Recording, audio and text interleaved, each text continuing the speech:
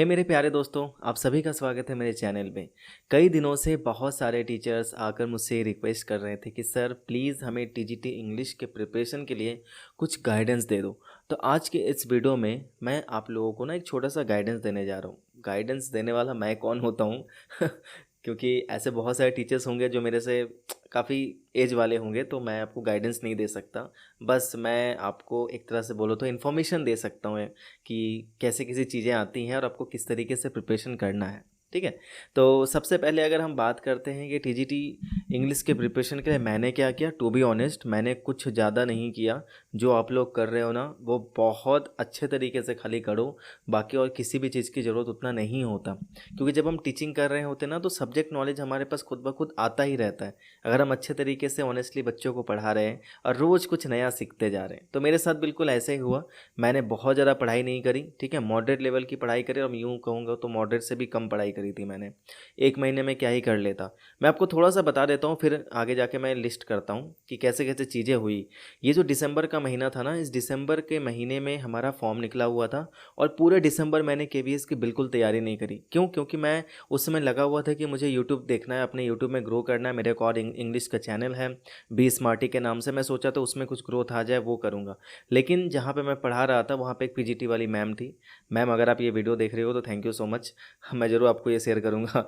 तो वो मैम ने ना मेरे को डांट लगाई, ठीक है, कि आप क्या कर रहे हो, पहले एक जगह पे तो कहीं स्टेबल हो जाओ, पहले कुछ तो सिक्योर कर लो, उसके बाद जाकर अपना यूट्यूब वगैरह जो है ना ये सब करते रहना। तो उनकी बात ना मेरे को बहुत अंदर तक चुभी कि हाँ यार, बात तो उन्होंने सही कहा, अभी तो मेरे पास कुछ भी नहीं है, मैं ये क्या कर रहा हूँ। तो बस वो जो एक महीना है ना, क्योंकि फरवरी महीने में एग्ज़ाम हुआ था, ये तो आप सबको पता है। तो बस एक महीने का जो टाइम मिला था ना, उस एक महीने में मैंने क्या करा था मैं वो बताता हूँ।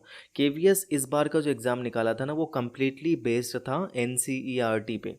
यानी एनसीईआरटी बुक को अगर आपने अच्छे से पढ़ ली तो वो समझो एग्ज़ाम उनका सबका निकल गया। अब मैं बताऊं, मैंने कुछ दिन पहले ही क्लास 8 का एक चैप्टर पढ़ाया था, बिपिन चौधरी वाला, ठीक है, लैप्स ऑफ मेमोरी वाला। तो उस चैप्टर से कम 8 क्वेश्चन मिनिमम, मेरे को जहाँ तक याद है मिनिमम 8 क्वेश्चन जो हैं वो सिर्फ उस चैप्टर से पूछे गए थे। तो वो क्या होता है ना, जब हम पढ़ा रहे होते हैं एनसीईआरटी बुक्स तो वो हमारे माइंड में ना कहीं हिट करता है कि अच्छा ये वाला पॉइंट जो है वो यहाँ से लिया गया ऐसे करके। तो बस यही हुआ हमारे इसमें, लिटरेचर से कोई बहुत ज़्यादा क्वेश्चन तो पूछा नहीं गया था। ठीक है, तो मेरे साथ ये हुआ, तो मैंने कुछ ज़्यादा पढ़ाई करी नहीं थी, जो इतने सालों से पढ़ाया था वो एक्सपीरियंस काम आ गया। अब मैं आप लोगों को बताता हूँ कि अगर आप केवीएस की तैयारी करने जा रहे हो तो आपको क्या क्या देखना है। सबसे पहले तो वो जनरल पेपर होता है, आप सभी को पता है। जनरल पेपर में नॉर्मली इंग्लिश हिंदी 2 पेपर्स होते हैं, फिर रीजनिंग होता है ना, और करंट अफेयर्स भी आते हैं। तो ये 4 चीज़ मिला के वो जनरल पेपर हो गया। उसके बाद जो थोड़ा सा टफ लेवल वाला पेपर होता है वो होता है टीचिंग एप्टीट्यूड, और यूँ कहो केवीएस की भाषा में टीचिंग मेथडोलॉजी। तो किस तरीके से आप पढ़ाओगे, टीचिंग पेडागोजी जो होता है वो होता है सेकेंड वाला पेपर। थर्ड पेपर जो है वो आपका कंप्लीटली सब्जेक्ट बेस्ड होता है। ठीक, जो हमारे टाइम में था वो मैं बता रहा हूँ, हो सके तो आपके टाइम में जो वैकेंसी निकले उस समय वो पूरा का पूरा सिलेबस ही चेंज हो जाए। मुझे जहाँ तक लगता है अगर सिलेबस चेंज भी होता है तो वो सिर्फ लिटरेचर सेक्शन में चेंज करेगा, बाकी तो चीज़ें लगभग सेम ही रहेगी। तो अभी आप क्या कर सकते हो, अभी आप अपनी रीजनिंग बेटर कर सकते हो, जनरल जो पेपर्स हैं उसकी प्रिपरेशन आप अभी से अच्छे से कर सकते हो। बेसिक इंग्लिश जो होता है, जनरल इंग्लिश जो होता है, जनरल हिंदी है, इन पे अपना कमांड पूरा बना लो, 10-10 नंबर यूं ही हाथ में पक्के कर लो। उसके बाद टीचिंग एप्टीट्यूड यानी पेडागोजी। आप बोलोगे कि सर इसमें हम करें क्या, तो मैं ना इस वीडियो के नीचे आपको लिंक दे रहा हूँ कि केवीएस के एग्ज़ाम में जो पूरा का पूरा सिलेबस आया था ना वो सिलेबस मैं आपको दे रहा हूँ। सिर्फ उसमें इंग्लिश का ही नहीं है, बाकी जितने भी सब्जेक्ट्स हैं टीजीटी के वो सारे सब्जेक्ट्स के वहाँ पे पूरे सिलेबस दिए हुए हैं। तो जाओ उसको डाउनलोड करो और देखो कि उसमें क्या क्या पूछा गया था। ठीक है, तो टीचिंग एप्टीट्यूड आपको पता चल जाएगा, उसकी प्रिपरेशन आप अभी से ही करने लगो। उसके बाद आता है हमारा literature section, subject oriented. Subject में क्या होता है, 2 चीज़ें आती है, ग्रामर एंड लिटरेचर। कई लोगों को लगता है कि मेरा लिटरेचर बहुत स्ट्रांग है, ग्रामर वीक है, तो हम क्या करें। कई को ऐसा लगता है कि मेरा ग्रामर अच्छा है, लिटरेचर वीक है, तो हम क्या करें। तो अगर मैं आपको बताना चाहूँ तो मैं बता देता हूँ कि ग्रामर का एक अच्छा खासा वेटेज होता है। तो अगर आपकी ग्रामर पे पकड़ है अच्छी तब तो बहुत अच्छी बात, जैसे मुझे ग्रामर बहुत ज़्यादा पसंद है लिटरेचर से ज़्यादा। ये मैं ओपनली बोलता हूँ कि मुझे लिटरेचर उतना ज़्यादा पसंद नहीं है, ग्रामर मुझे ज़्यादा पसंद है।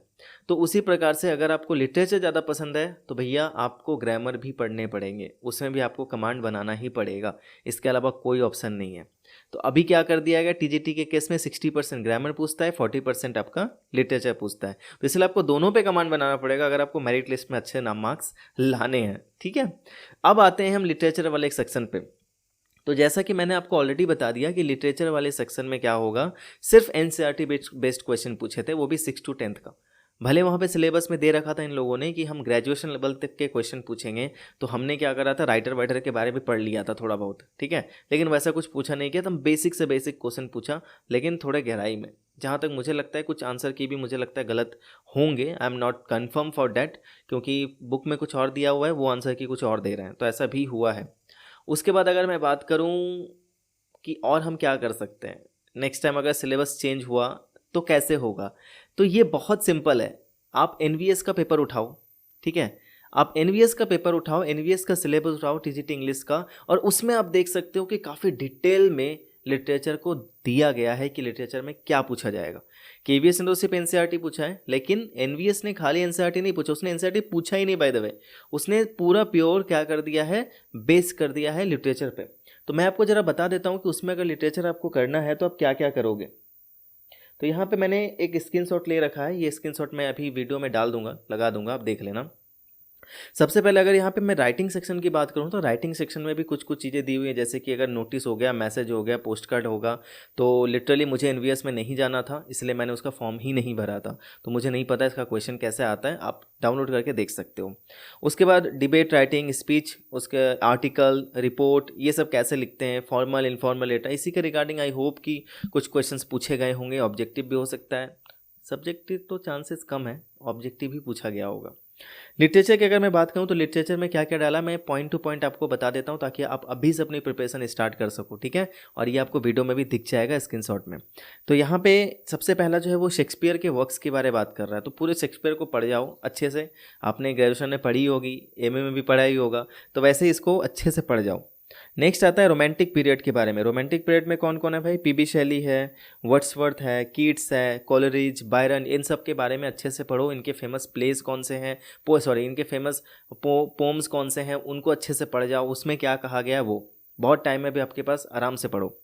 नेक्स्ट है 19th and 20th century American and English literature, जैसे इसमें Robert Frost, Ernest Hemingway, Ted Hughes, उसके बाद Walt Whitman, Emily Dickinson, George Bernard Shaw, इन सब के बारे में दिया हुआ है। नेक्स्ट आता है मॉडर्न इंडियन लिटरेचर में, जैसे कि अनीता देसाई, विक्रम सेठ, इन सब के बारे में आपको पढ़ना पड़ेगा, ठीक है, एनवीएस के पेपर में ऐसा था। और उसके बाद आता है modern writing in English from different parts of the world. तो एक और बेनिफिट जो मुझे केवीएस में देखने को मिली थी वो था कि इसमें कोई भी नेगेटिव मार्किंग नहीं थी, लेकिन एनवीएस के पेपर में नेगेटिव मार्किंग थी। तो अब की बार क्या होगा, I am not confirm, but I hope कि आप अच्छे से इन सभी चीज़ों को पढ़ो, क्योंकि देखो जब आप अच्छे से पढ़ते हो ना तो उसका बहुत बेनिफिट होता है, आपको ऐसे माइंड में भी समझ में आ जाता है, प्लस जब आप इंटरव्यू देने जाते हो ना तो वो उसी से रिलेटेड क्वेश्चन पूछते हैं।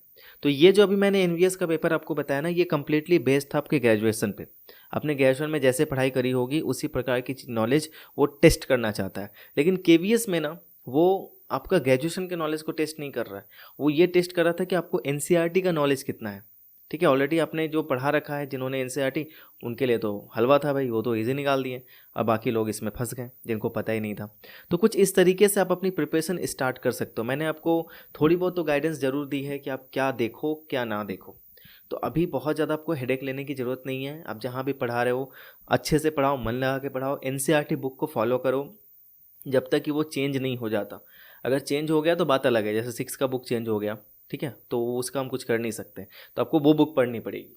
तो जैसा वो वहाँ पे डायरेक्शन देते हैं वैसा करो। लेकिन अभी आप क्या स्टार्ट कर सकते हो, अभी आप अपनी पेडागोजी पे पूरी पकड़ बनाओ, सबसे पहली बात, ठीक है। जो जनरल पेपर्स हैं उसको अच्छे से देखो और ग्रामर मजबूत कर लो। तो भैया ये 3 चीज़ आप अपने से अच्छे से कर लो। उसके बाद जैसे ही आपका कोई भी नोटिफिकेशन आता है उसमें सिलेबस होता है, तो जैसे वो सिलेबस आया होगा तब क्या होगा कि आप अपने लिटरेचर पे भी ध्यान दे सकते हो। लगभग लोग जो है ना वो स्टार्ट करते हैं प्रिपरेशन करना एट द 11th आवर पे, जब नोटिफिकेशन निकलता है, एग्ज़ाम डेट आ जाता है तब, जैसे कि मैं मैं भी उन्हीं में से था, क्योंकि उस समय मेरा विज़न कहीं और था, ठीक है। लेकिन अब डेफिनेटली मेरा विज़न चेंज हो गया था और अब काफ़ी मज़ा आता है केवीएस में।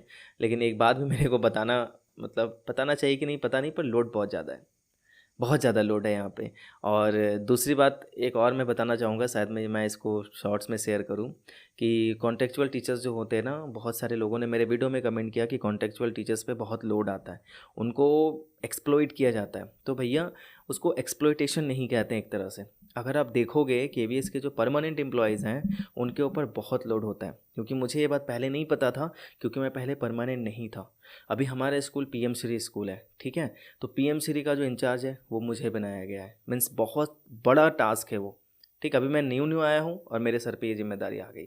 सीसीए का इंचार्ज मैं हूँ, और भी एक दो जगह पे कुछ भी आता है एक्टिविटीज़, वो सब मेरे सर पे आता है। तो ऐसा नहीं है कि हम परमानेंट टीचर्स के पास काम नहीं है, बहुत सारे काम होते हैं। कई बार तो हम शाम को 5 बजे 6 बजे 7 बजे घर जाते हैं, कभी घर आके भी हम डिपार्टमेंट का काम कर रहे होते हैं, कभी हमें संडे में छुट्टियों में डिपार्टमेंट में जाना पड़ता है, स्कूल जाना पड़ता है, काम करना पड़ता है। तो ये बात आप नहीं समझोगे इसी बात पे। तो वो मैं नहीं बोलना चाहूँगा, हर एक स्कूल का अलग अलग एक ट्रीटमेंट होता है। तो अगर ऐसा कर रहे हैं, वो ज़्यादा आपको टास्क दे रहे हैं, तो ये तो गलत है, ये नहीं होना चाहिए। बट पर्टिकुलरली आप ये भी जान लो कि परमानेंट टीचर्स के ऊपर भी बहुत सारा लोड होता है, और इसी वजह से मैं कई दिनों से आपके तरफ वीडियो ही नहीं बना पा रहा था। तो ये कुछ मैंने आपको बेसिक चीज़ें बता दी कि आपको क्या क्या ध्यान देना चाहिए। हाँ, बहुत सारे लोग फिर मेरे से पूछेंगे कि सर आप बुक्स बता दो, कौन से बुक से पढ़ाई करें।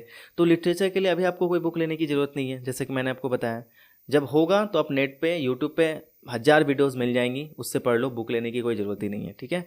बाकी के लिए आप कौन सा बुक ले सकते हो, मैंने जो खरीदी थी वो प्रतीक सर की एक बुक थी, पेडागोजी वाली, मतलब सारा था उसमें, खाली सब्जेक्ट छोड़कर। तो वो बुक मैंने परचेस करी थी। बाकी आपको जिसका भी अच्छा लगता है कोई भी बुक उठाओ और पढ़ना स्टार्ट कर दो। हिमांशी मैम का भी बुक परचेस कर सकते हो, केवीएस वाली। नेक्स्ट अगर मैं बात करूँ किस चीज़ की, मैं मेरे माइंड से थोड़ा निकल जा रहा है,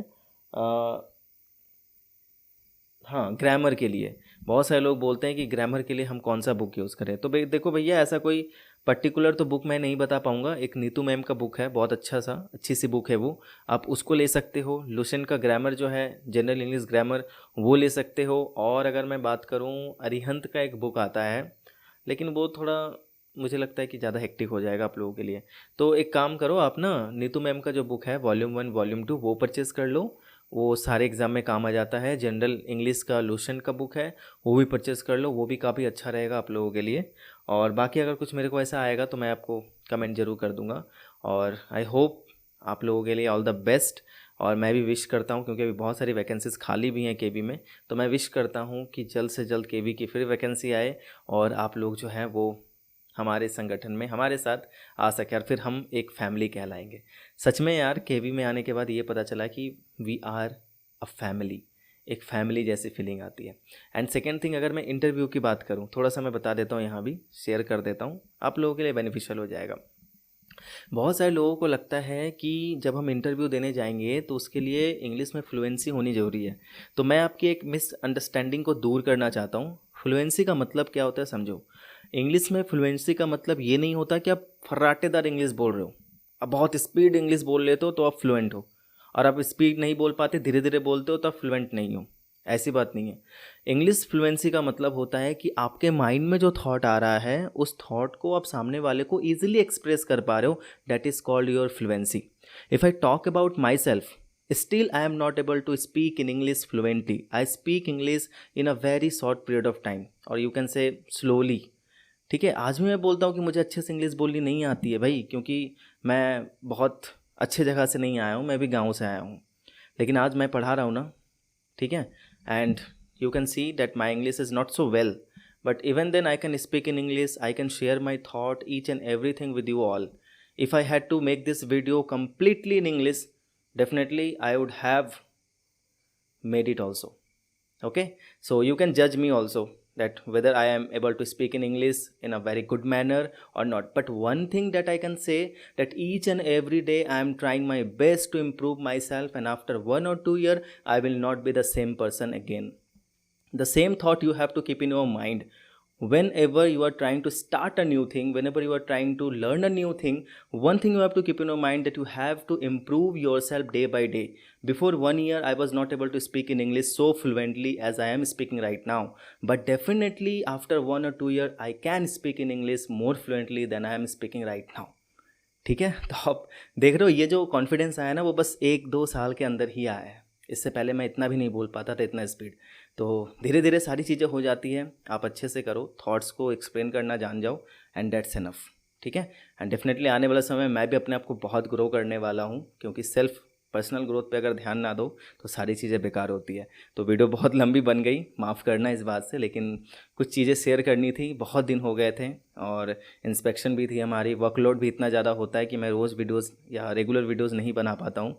बस आप लोगों का प्यार और सपोर्ट ऐसे ही देते रहना, कमेंट्स करते रहना, और वीडियोज़ मैं ऐसे ही बनाते रहूँगा। बहुत जल्द एक व्लॉग भी आ रहा है, पता नहीं अभी आ भी पाएगा कि नहीं, पर कोशिश कर रहा हूँ कि वो आ जाए। ठीक है, चलो मिलता हूँ दूसरे वीडियो में, तब तक के लिए everyone take care, be safe, और ऐसे ही हमें प्यार और सपोर्ट देते रहना और क्वेश्चन पूछा करो। और कभी अगर लाइव आना है तो ज़रूर मेरे को बताओ कि सर हम आपसे लाइव बात करना चाहते हैं, तो मैं उसका भी एक प्रिपरेशन करूँगा, कोशिश करूँगा कि किसी संडे या सैटरडे को मैं आप लोगों के साथ लाइव बात करूँ। जो भी आपके डॉट्स हैं, क्वेरीज़ हैं, everything I will just sort it out. Okay, so मिलता हूँ दूसरे वीडियो में। चलो टाटा, बाय बाय, और अपना ध्यान रखो। All the best for your future examinations.